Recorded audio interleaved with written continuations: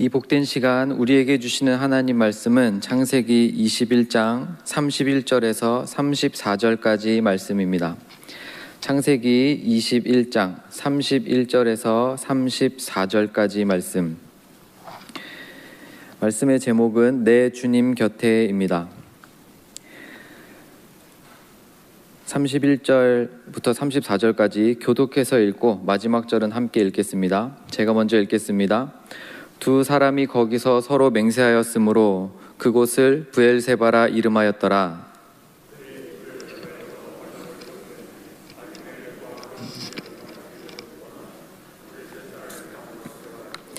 아브라함은 브엘세바에 에셀나무를 심고 거기서 영원하신 여호와의 이름을 불렀으며 그가 블레셋 사람의 땅에서 여러 날을 지냈더라. 아멘.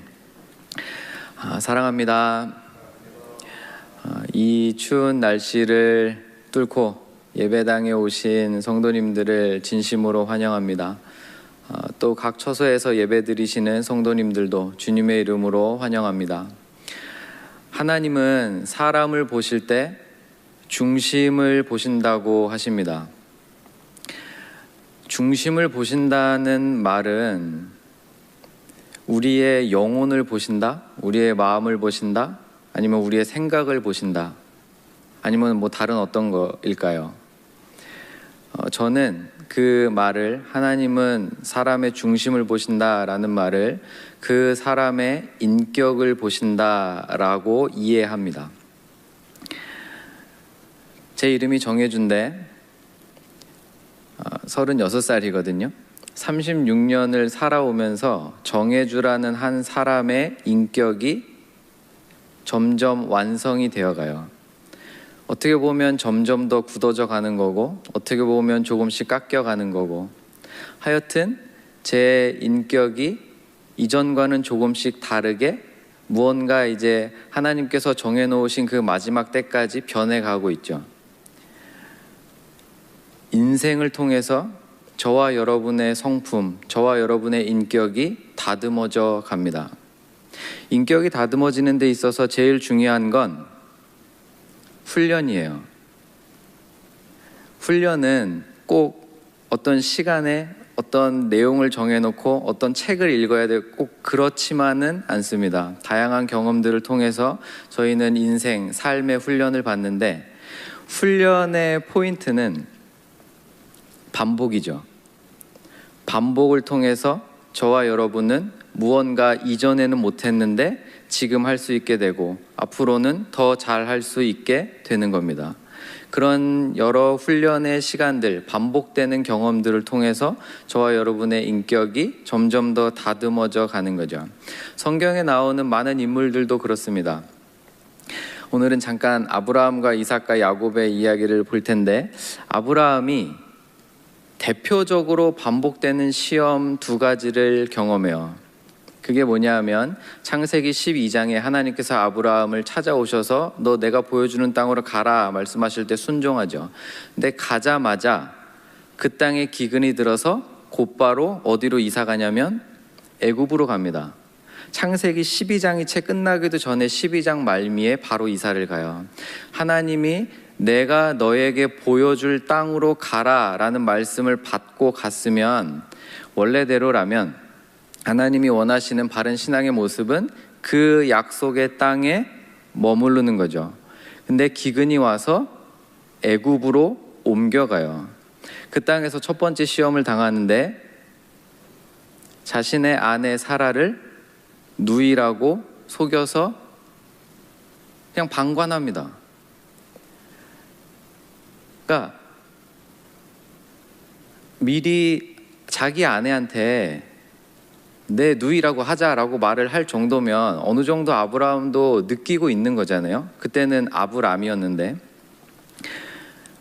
애굽 땅의 왕 바로가 자기 아내 탐낼 거를 알고 있던 거예요, 어느 정도. 그래서 그렇게 말을 했고 실제로 그 일이 일어납니다. 근데 하나님이 아브라함한테 주셨던 약속 중에 하나가 또 뭐였냐면, 너의 씨가 바다의 모래알처럼 많게 해주겠다라는 약속을 주셨기 때문에 아내 사라는 아브라함 말고 다른 남자와는 절대로 성관계를 가질 수 없어요. 없어야만 해요. 그것이 하나님의 약속의 말씀을 이루는 방식이기 때문입니다. 그래서 잘못은 아브라함이 한 거죠. 자기 아내를 뻔히 노릴 걸 알면서도 누이라고 해줘 라고 해서 그냥 방관하고 데려가는 걸 가만히 내버려둬요. 그래서 실제로 바로가 아내 사라를 데려갔지만 하나님께서 막으세요. 왜 하나님이 막으시는 겁니까? 하나님 자신께서 하신 말씀을 하나님이 이루시기 때문입니다. 사람은 하나님이 주신 약속의 말씀을 이룰 힘이 없어요. 그러나 하나님께서 이루십니다. 그래서 잘못은 아브라함이 했지만 혼나는 건 바로가 받는 것 같은 이런 모양새가 되는 겁니다. 이게 첫 번째예요. 그 뒤로 많은 일들이 일어나요. 롯과의 다툼, 조카 롯과의 다툼이 일어나서 바른 선택을 아브라함이 하고, 또 그때 하나님 나타나셔서 언약 맺어주시고 언약 식도 해주시고 할례도 주시고, 그 다음에 전쟁이 일어나서 롯이 다른 나라 연합군들에게 잡혀갔을 때 아브라함이 직접 가서 조카 롯을 구해오죠. 그때 멜기세덱 왕이 와서 아브라함을 깨우쳐줘요. 정신 차려. 이 전쟁을 이기게 하신 분은 너가 아니고 네 힘으로 한 게 아니고 하나님이 이기게 하신 거야. 하나님이 너를 들어서 사용하셨기 때문에 당연히 질 수밖에 없는 전쟁을 이기게 하셨어. 이걸 깨닫게 하세요. 그리고 바로 소돔왕이 아브라함한테 와요. 소돔왕은 이미 전쟁에서 져서 패잔병이잖아요. 근데 아브라함이 대신 그 전쟁을 이겨주니까 소돔왕이 아브라함한테 와서 뭐라 그러냐면, 다 가져라. 모조리 다 가져라. 대신 말 한마디만 해다오. 소돔 왕이 도와줘서 이겼다고 말해줘. 이해되세요? 방금 전에 멜기세덱이 와서 아브라함한테 이 전쟁을 이기게 하신 분은 하나님이야를 가르쳤어요. 근데 그 다음에 바로 소돔 왕이 와서 나 때문에 이겼다고 한마디만 해줘 라고 한다고요. 그때 아브라함이 뭐라고 하냐면, 실 한 오락이라도 안 가져간다. 그 말도 안 되는 전쟁에서 이겨서 어마어마한 전리품과 사람들을 얻었지만 실 한 오락이 안 건드리겠다. 왜냐하면 이 전쟁을 이기게 하신 분은 하나님이기 때문이다. 너가 도와서 된 게 아니야 라고 아브라함이 고백을 해요. 너무 멋진 고백이죠. 이런 중간에 하나님을 점점 더 깊이 알아가는 사건들이 생겨요. 중간에 실수도 하죠. 하갈을 들여서 낳지 말아야 할 아들을 낳아요. 하나님이 물론 이 아들도 어느 정도 축복하시지만 하나님께서 언약의 자손으로 주시겠다고 약속한 아들은 사라한테서 나와야 되거든요. 그래서 하나님이 또 나타나세요. 내년 이맘때에 아들을 줄게. 아이고 하나님, 제 나이가 99살입니다. 제 아내가 89세입니다. 되겠습니까? 여호와께 능치 못할 일이 있겠느냐? 반드시 네가 내년에 아들을 볼 거다. 그의 이름을 이삭이라 하라. 하나님이 직접 지어주세요. 그리고 실제로 아들을 낳죠. 근데 아들 낳기 직전에 한 번 더 시험에 넘어집니다. 그게 뭐냐 하면, 하나님이 아브라함 창세기 12장에서 부르자마자 당했던 그거, 하나님의 약속의 말씀을 망가뜨리려는 그 시도. 창세기 20장 보시면 아브라함이 1절에 아브라함이 거기서 내부의 땅으로 옮겨가 가데스와 술사의 그랄에 거류하며, 2절에 그의 아내 사라를 자기 누이라 하였으므로 그랄 왕 아비멜렉이 사람을 보내어 사라를 또 데려갑니다. 동일하게 사라는 아브라함의 아이를 낳아야 해요. 하나님의 그 언약의 자식을 낳아야 하는데 여기서 또 다른 남자한테 뺏긴 겁니다. 누가 막으십니까? 하나님이 막으세요. 똑같은 상황이 24년 뒤에 벌어지는 거예요. 여기서 아브라함이 또 넘어져요. 근데 하나님이 또 막으세요. 아들 낳기 1년 전이에요. 얼마 안 남았어요. 근데 여기서 아브라함이 동일한 시험에 또 넘어지는 겁니다. 반복되는 상황을 통해서 지금 하나님이 아브라함을 이렇게 끌어올리시는 거예요. 그 인격을 다듬어 가시는 거예요. 그 신앙을 막 이렇게 넓히시는 거예요, 하나님께서.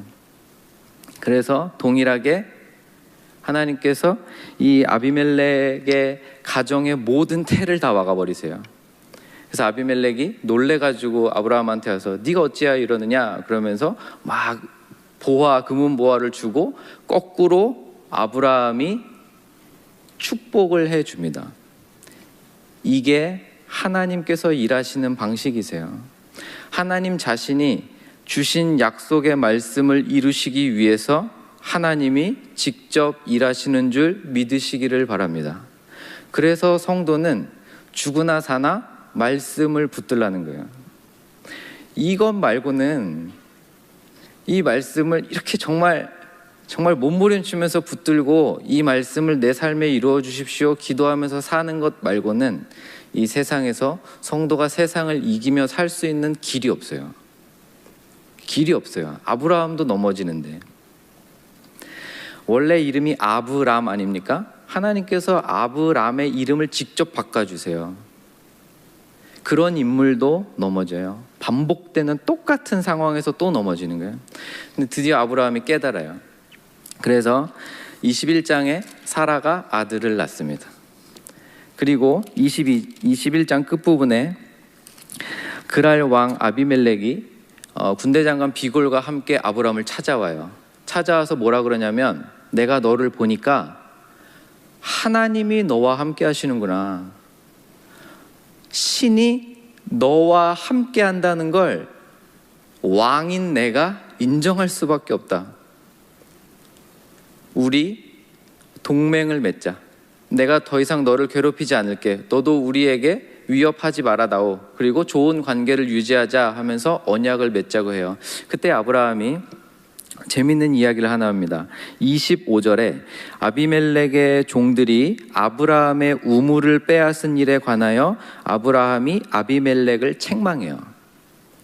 그러니까 이런 일이 있었던 것 같아요. 그 고대에 우물은 언제나 귀하지 않습니까? 그래서 우물 가지고 아브라함의 종들과 이 나라 사람들과의 이제 좀 다툼이 있었던 것 같아요. 그래서 그 일에 대해서 아브라함이 책망을 하니까 26절에 아비멜렉이 이르되 누가 그리하였는지 내가 알지 못하노라. 너도 내게 말하지 않았었고 나도 오늘 처음 들었다. 그러면서 나한테는 잘못이 없다. 그러나 내가 그 일을 알았으니 내가 조치를 취하겠다 하면서 모든 문제를 해결하고 언약식을 체결합니다. 그러면서 31절에 두 사람이 거기서 서로 맹세하였으므로 그곳을 브엘세바라고 불러요. 이스라엘 역사에서 굉장히 중요한 땅이거든요. 브엘세바라 이름하였더라. 그러면서 33절 아브라함이 브엘세바에 에셀나무를 심어요. 에셀나무를 심고 거기서 영원하신 여호와의 이름을 부릅니다. 반복되는 시험을 통해서 아브라함이 여러 가지들을 깨달아요. 아, 하나님 이런 분이시지. 아, 하나님 이런 분이시지. 그걸 점점 삶에서 익혀가는 거예요. 그리고 이제는 왕이 왔을 때에도 당당하게 하나님의 백성다운 모습을 보이고 서로 언약을 체결하고 오히려 아비멜렉을 축복해주고 그리고 그 영광스러운 일이 일어난 땅에 언약의 에셀 나무를 심고 영원하신 여호와의 이름을 불러요. 이것이 몇십 년 뒤에 아들 이삭에게 똑같이 일어납니다. 사람은 비슷한 유혹에 넘어져요. 창세기 26장에 이삭이 그 우물 사건이 일어나는 겁니다. 이삭이 이사를 해서 동일한 땅에 살아요. 거기서 하나님이 100배의 복을 부어주시자마자 주변 사람들이 다 시기해요. 그래서 이삭을 공격하니까 이삭이 피하고 우물 파니까 우물 터지는데 또 거기 막아버리고 그럼 또 이삭하고 또 우물 파고 그럼 우물 또 막아버리고 이 일이 여기서 일어납니다. 그때 그 유명한 르호봇을 가요. 이삭이 르호봇에 가서 이렇게 넓고 좋은 땅이 있나? 하나님께서 우리에게 주신 땅이구나. 이제 여기서 우리 행복하게 살자라고 말합니다. 그런데 창세기 26장 23절에 르호봇이라는 기름지고 멋지고 너무너무 좋은 땅을 발견했는데 거기서 얼마 머물지 않고 바로 또 이사해요. 심지어 르호봇은 큰 우물이었는데 우물이 없는 땅으로 이사를 해요. 그 땅이 어딘지 아십니까? 자기 아빠 아브라함이 영원하신 여호와의 이름을 불렀던 브엘세바예요. 이게 무슨 의미냐면 이삭이 어렸을 때 이삭이 아버지의 이야기를 들으면서 자랄 것 아닙니까? 그리고 그 땅에서 아브라함이 여러 날을 지냈어요. 이삭이 그 땅에서 있었던 거예요. 여호와의 이름을 부르는 아버지, 브엘세바에서 하나님을 찬양하고 하나님을 사랑하고 하나님께 은혜를 받는 자기 아빠의 모습을 보고 자라요. 그래서 르호봇이라는 이 세상의 기준으로 봤을 때 최고의 땅을 버리고 자기 아버지 아브라함이 하나님을 만났던 그 땅, 자기가 어렸을 때 아버지 모습 보면서 자기도 같이 옆에 앉아서 예배드리고 은혜 받았던 그 땅으로 이삭이 돌아가요. 그러자마자 이사 간 그날 밤에 하나님이 나타나세요. 그래서 내가 이삭 너 아빠 아브라함과 맺었던 언약 그대로 다 너한테 준다. 너는 생육하고 번성하라. 땅에 충만하라. 내가 너의 자손을 하늘의 별과 같이 많게 해주겠다. 이 약속을 아들한테 그대로 주세요. 이삭의 아들 야곱도 똑같아요. 이삭의 아들 야곱은 베델에서 하나님을 경험하죠. 하나님이 구약과 신약 마지막 부분에서 자기소개를 하실 때 뭐라고 소개하시냐면 나는 아브라함과 이삭과 야곱의 하나님이라 그러세요. 그러니까 직접 이름을 다 바꿔준 사람들이에요. 이삭은 하나님이 직접 지으셨고 야곱은 이름을 이스라엘로 바꾸세요. 하나님을 이긴 자, 영광스러운 이름으로 바꿔주세요. 아브라함, 만민의 아버지, 이삭, 웃음, 하나님이 직접 주어주신 이름들, 하나님을 만난 사람들, 하나님이 자기소개를 나는 전지전능한 하나님이라 그렇게 안 하시고 나는 나 만났던 사람들의 하나님, 진짜 나 만났던 사람들의 하나님, 이 사람들도 약해서 넘어질 때 있고 쓰러졌을 때 있고 시험에 당했을 때도 있지만 결국 다시 일어나서 나를 만나러 오는 사람들, 나는 아브라함과 이삭과 야곱의 하나님이라. 저와 여러분이 믿는 하나님도 이런 분이신 줄 믿습니다. 하나님을 만나시는 것이 정말 기쁘셨으면 좋겠어요. 내 인생의 주인이라고 말하는 예수님을 조금 더 아는 것이 정말 이 세상에서 누리는 그 어떠한 것보다 즐거우셨으면 좋겠습니다. 예배당에 오는 것이 행복하셨으면 좋겠어요. 말씀 듣는 것이 이 세상의 어떤 공연장, 어떤 즐거운 것, 어떤 맛있는 음식, 그 어떤 것보다 좋으셨으면 좋겠습니다. 왜요? 하나님은 자신을 만난 자들의 하나님이 되어주시기 때문입니다. 하나님 곁에 있으십시오. 말씀을 정리합니다. 반복되는 시험에 혹시 넘어지고 계십니까? 반복되는 어려움에 계속 넘어지고 계십니까? 그거 하나님이 그 현상 속에서 말씀하시고 계세요. 아브라함이 그렇게 넘어지는 것처럼, 이삭이 그렇게 피할 때마다 속이 뒤집어졌겠지만 결국 하나님의 뜻 이뤄내는 것처럼 그 속에서 말씀하시는 하나님의 음성 들으시는 은혜가 있기를 주님의 이름으로 축원드립니다. 또 한 가지 권면드립니다. 하나님 곁에 있으세요. 말씀 곁에 있으세요. 말씀 가까이 하세요. 성도가 말씀 멀리하고 어딜 가겠습니까? 성도가 교회 멀리하고 어딜 가겠습니까? 하나님 곁에 계시는 저와 여러분이 됐으면 좋겠습니다. 그래서 언제 어느 때라도 사람들이 물어보면 그냥 진짜 지금까지 지내오게 하신 건 하나님의 은혜다라고 고백할 수 있는, 지금까지 지내온 것 정말로 하나님 은혜였어 라고 고백할 수 있는 저와 여러분이 되시기를 주님의 이름으로 축원드립니다.